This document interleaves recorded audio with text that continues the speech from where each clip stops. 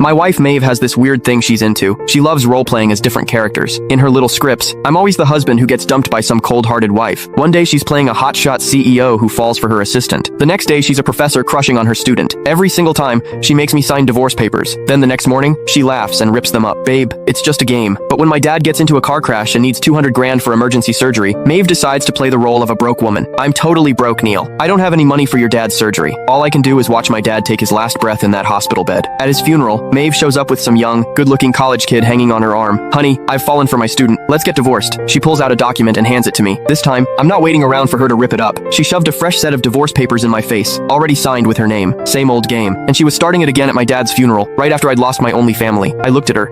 That beautiful face. For 3 years, every time she pulled out those papers, I'd play along crying, begging her to reconsider until she'd laugh, tear them up, and sweet-talk me back. She called it fun, said it kept our marriage exciting, and I bought it. But right now, my dad was lying in a casket. Before he died, he held my hand tight, eyes fixed on the door. He was waiting for Maeve, his daughter-in-law, the one he'd always treated like his own kid, to come say goodbye. She never showed. I kissed my dad one last time, then turned around and took the pen from Maeve. No crying, no screaming. I just signed my name, letter by letter, while she watched. Done. Maeve froze. The meltdown she was expecting never happened. I just stood there, dead calm. Nolan Woodward, what the hell are you playing at? She asked, annoyed. The guy next to her, Zane Kirk, picked up on the vibe. He grabbed her arm tighter. Maeve, you think he's just mad? I ignored them both, folded my copy of the papers, and stuffed it in my bag. Then I looked her straight in the eyes. Maeve, game over. The next day, I went to the courthouse and filed for divorce. The clerk looked over everything and processed it like it was just another Tuesday. When I checked my phone, it was blowing up with missed calls and texts from Maeve. Nolan, you've had your fun. Come home. I ripped up the papers. Let's just forget this happened. Did you seriously hang up on me? You're getting bold. The last one, from 30 minutes ago. If you don't come back right now, don't ever come back. I blocked her. I found a cheap apartment to rent. Once I got it cleaned up, I started looking for work. After we got married, Maeve had made me quit my job to be a stay-at-home husband, basically a prop in her dumb roleplay games. She said she loved me to her core, and that's why she wanted us to fall in love over and over, through different scenarios. She swore the cold, heartless women she played weren't the real her, just acting. Looking back now, pathetic. Maybe she was never acting. Maybe those cold, selfish masks